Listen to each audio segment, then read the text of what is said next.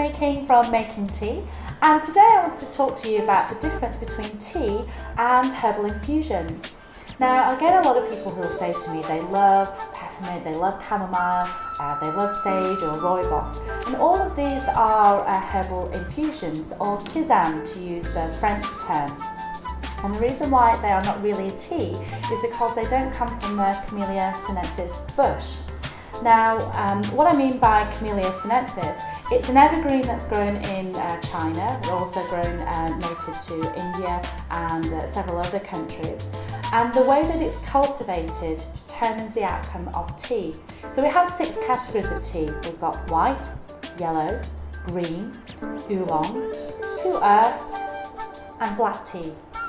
And the way that the different teas are processed determines the outcome of the tea. So white tea at one end of the scale is the least processed, so it's plucked, left out in the sun to dry, and that's it. And then at the other end of the scale, you've got black teas and pu'erh, which has a lot of processing done to them.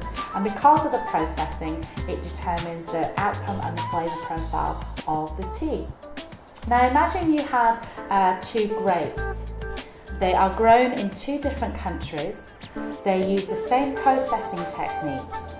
You are still going to get 2 different outcomes of wine. And this is all down to a French term called terroir.